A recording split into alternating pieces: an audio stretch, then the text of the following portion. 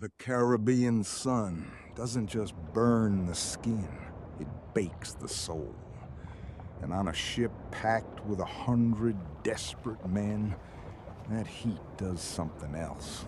It turns a vessel into a floating monument to human stench. You've seen the films.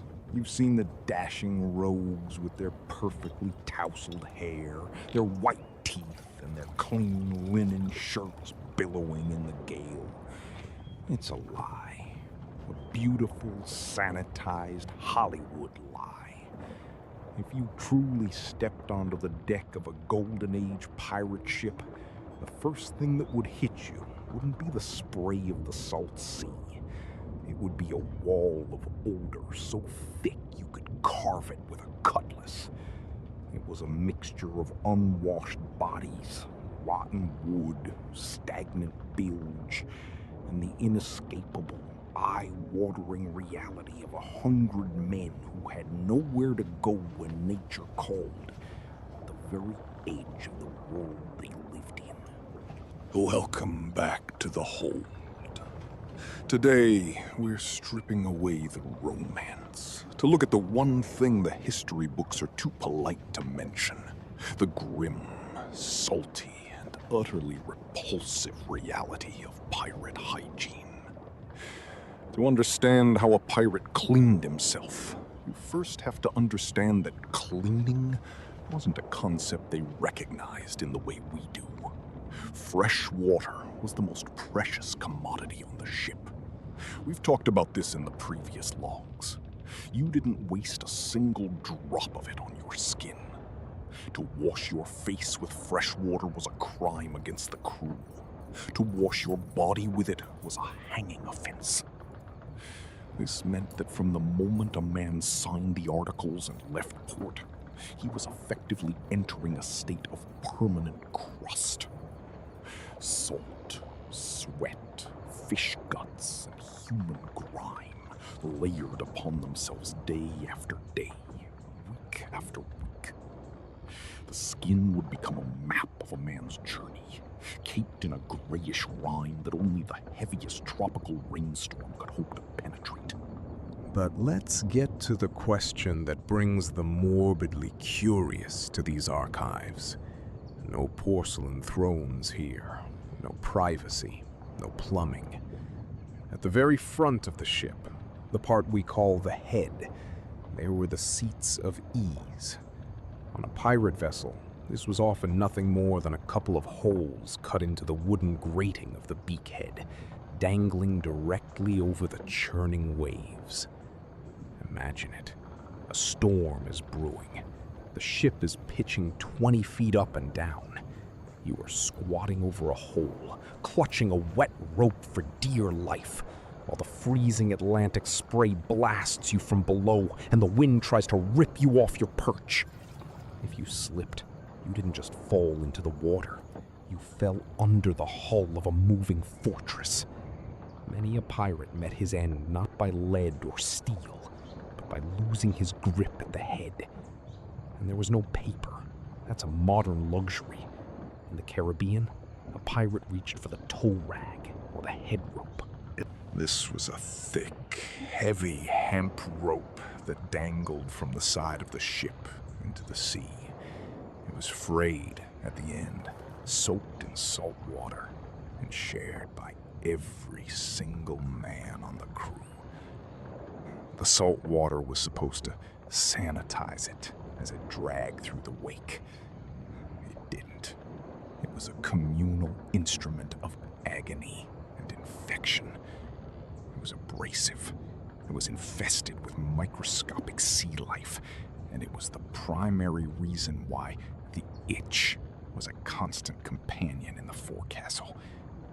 If you weren't careful, that rope would introduce bacteria directly into your system, leading to the very bloody flux we discussed before. This was the dignity of a pirate, a shared rope and a public view. Now, consider the clothes. A pirate didn't have a wardrobe. He had the clothes on his back. usually a pair of canvas trousers, a linen shirt, and perhaps a waistcoat. These clothes were never washed in the way you understand it.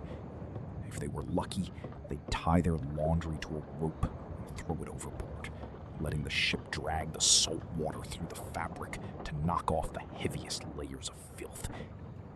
But salt doesn't evaporate. When the clothes dried in the sun, the salt stayed in the fibers. It turned the fabric into sandpaper.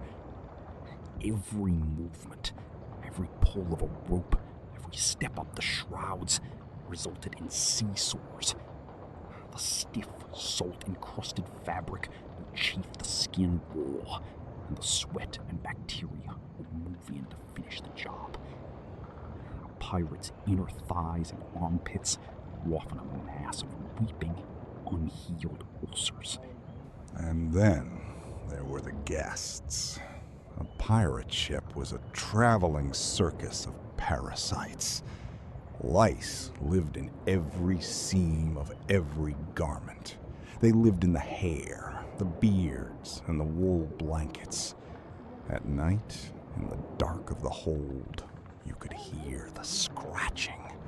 100 men all digging at their skin in unison. They called it cracking the tunes, the sound of popping lice between your thumbnails. It was the only way to get a moment's peace, and it was a battle you could never win. If you shaved your head to escape them, the sun would bake your scalp until it blistered. Most chose the lice. Let's talk about the mouth. In an era before toothbrushes, a pirate's breath was a chemical weapon. They might chew on a frayed twig or use a rag dipped in salt water to scrub their gums, but with a diet of sugar-heavy rum and fermenting hardtack, the decay was inevitable. We've spoken of scurvy, but even without it, the average pirate's mouth was a graveyard of blackening stumps and swollen, bleeding tissue. When they spoke, the air around them died. When they kissed a girl in port, they were passing on a cocktail of decay that could make a person faint. This is why sweet-smelling tobacco was so prized. It wasn't just an addiction, it was a smokescreen, a way to mask the scent of one's own rotting jaw. But the most claustrophobic part of this hygiene nightmare was the sleeping quarters. Below decks, the ceiling was often no more than 5 feet high. Hammocks were slung touching tight. You were sleeping inches away from the man next to you. In the tropics, the temperature in the hold could reach over 100 degrees. There was no ventilation. The air was a stagnant soup of carbon dioxide, body odor, and the fumes from the bilge water below. The bilge was a collection of everything that leaked through the decks. Spilled beer, animal fat, blood from the galley, and the leakage from the sick. It sat there, fermenting in the heat, creating a stench so foul that men would sometimes pass out just from being sent down to pump it out. They called it the sulfurous breath of the devil. If a pirate wanted to be clean, his only option was the sea itself. But pirates were strangely terrified of the water. Many couldn't swim. It was considered bad luck, a way of tempting the sea to take you. And even if you could swim, the Caribbean was teeming with sharks that followed slave ships and pirate vessels like vultures, waiting for the daily offerings thrown overboard. To jump in for a bath was to risk a limb. Most men stayed on deck, pouring buckets of salt water over their heads if the heat became unbearable, but never truly removing the grime. They lived in a state of permanent pickling. The biological reality of the golden age of piracy was one of slow, agonizing erosion. We focus on the cannon fire, but it was the quiet erosion of the human body that truly defined their existence. Consider the bilge fever. Below the bottommost deck, where the ballast stone sat, there was a reservoir of terror. Every ship leaked. Every wooden vessel was a living, breathing thing that took in the sea. This water, mixed with the sweat of the crew, the grease from the galley, and the waste that inevitably made its way down through the cracks, became a toxic black sludge. If a man was sent down to clear the bilge pumps, and he had a small cut on his hand, he was as good as dead. The infection would take his arm within days. And what of the hair? We see the long, flowing locks of Blackbeard, or the refined queues of naval officers. But for a pirate, hair was a liability. It was a nesting ground for crabs and mites. To keep it under control, they would often use grease, pig fat, or tallow to slick it back. In the Caribbean heat, this fat would turn rancid within hours. It would drip down their necks, mixing with the salt and the soot from the cannons. A pirate didn't just smell like an unwashed man. He smelled like rotting meat and burnt chemicals. There was also the matter of the grog blossom. Because they couldn't drink the water, they drank alcohol. Constant, heavy, high-proof rum. This did more than just rot the liver. It destroyed the skin. It caused the capillaries in the nose and cheeks to burst, creating a permanent, bulbous, purple-red texture that many took for a sign of pirate toughness. In reality, it was the visible sign of a body in the final stages of systemic failure. Their skin was translucent, stretched thin over bones that were often brittle from a lack of fresh nutrients. When they finally made it to a place like Tortuga, the first thing they did wasn't just to drink. They went to the wash houses, though not for the reasons you think. They went to have their clothes burned and to be scrubbed with harsh lye soap that would take the top layer of skin off along with the grime. Lye soap is a brutal cleaner. It burns. But to a man who had been living with lice and sea sores for 6 months, the burn of the lye was a relief. It was a different kind of pain, one that felt like a fresh start. But the relief was always temporary. The moment they stepped back onto a prize ship or their own schooner, the cycle began again. The dampness was the true enemy. On a wooden ship, nothing is ever truly dry. Your hammock is damp. Your bread is damp. Your very boots are damp. This constant moisture led to a condition known as immersion foot, or trench foot, long before the World Wars. The skin on the feet would turn white, then red, then black. It would peel away in large, wet flakes, leaving the raw nerves exposed to the salt of the deck. Why does this matter?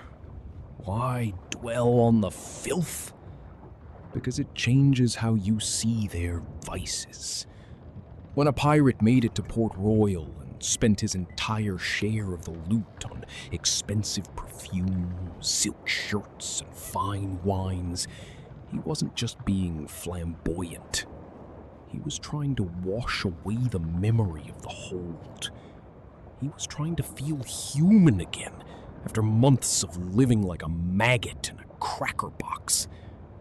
The extravagance of the pirate was a desperate reaction to the biological degradation of the sea.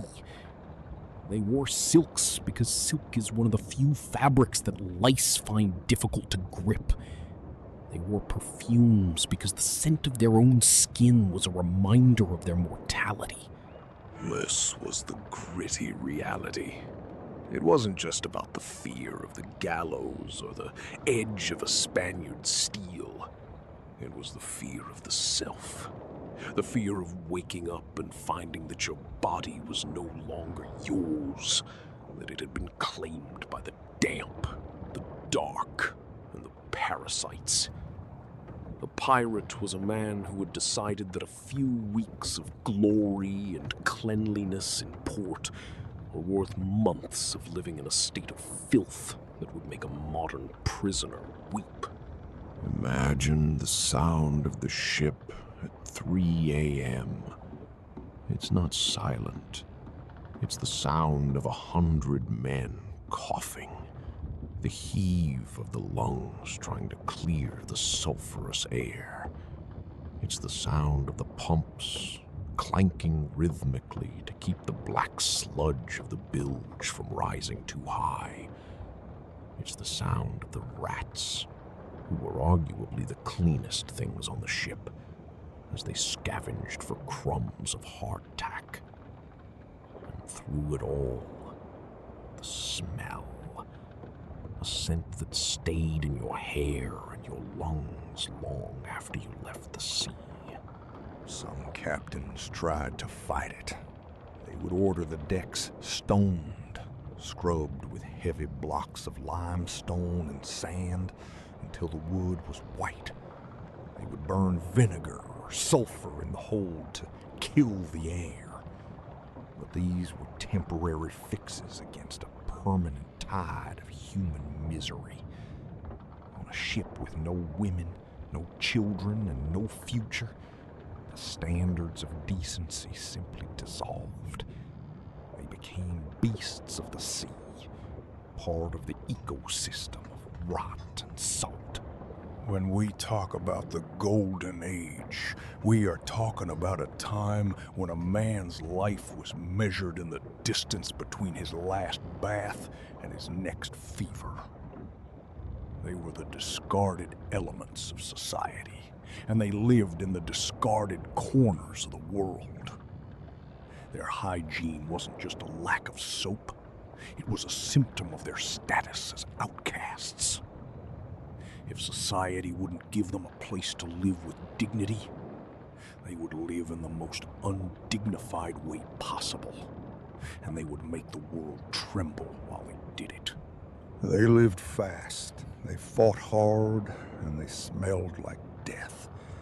They were men who had traded their comfort, their health, and their very skin for a chance at a golden moment.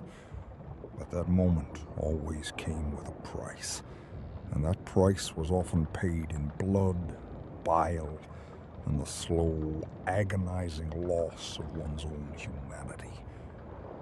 And yet, as bad as the smell and the sores were, there was something else.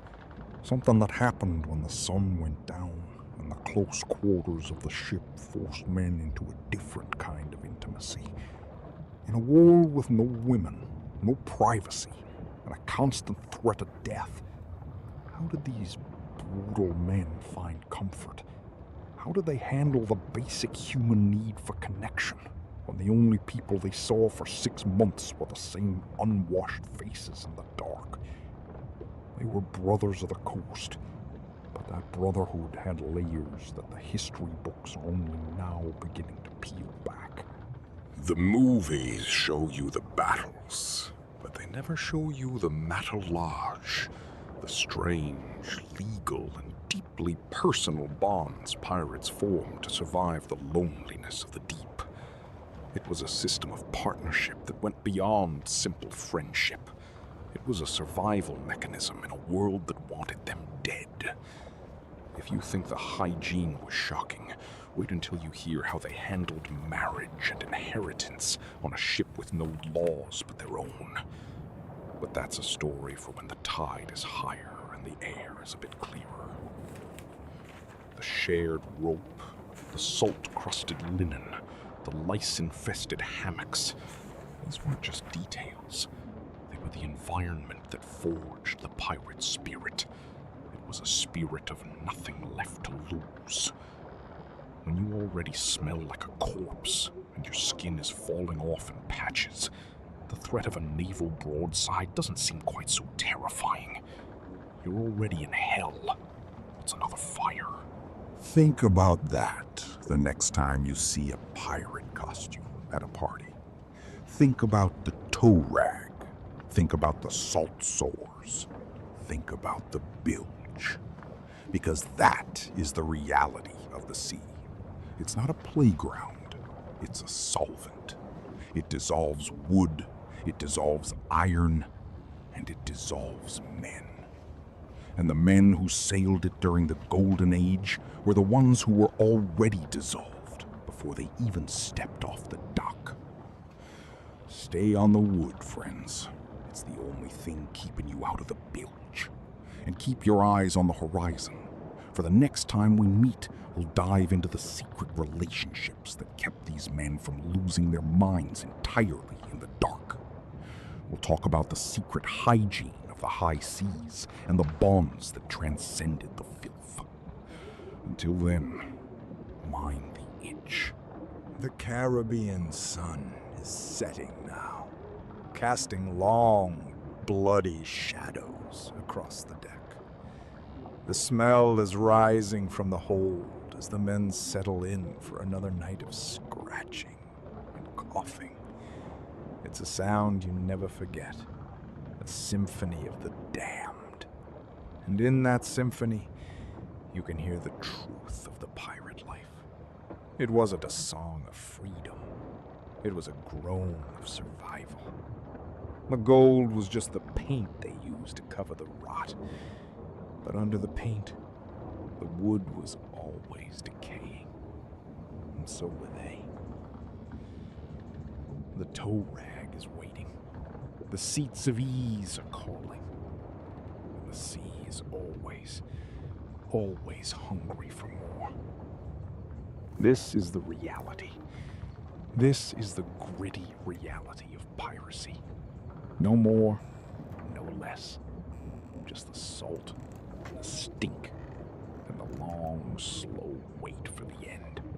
They say dead men tell no tales, but their bodies, the way they lived and the way they rotted, tell the truest story of all. A story written in scars, salt sores, and the permanent stain of the bilge. A story of men who dared to be free and found that freedom had a scent they could never wash away.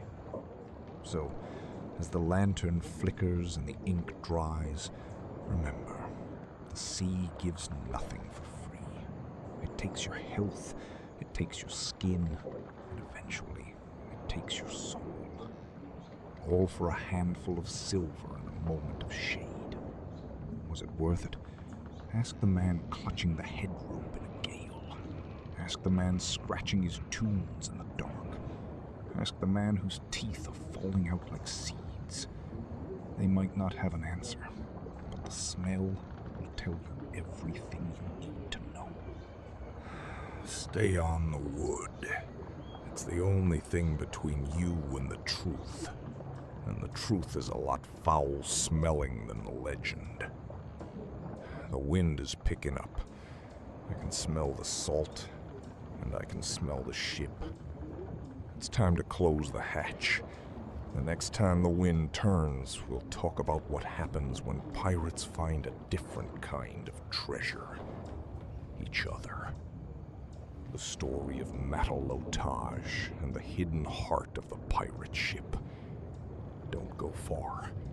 The sea is small, and the secrets are many. Stay on the wood, friends. It's the only thing keeping you clean. Stay on the wood.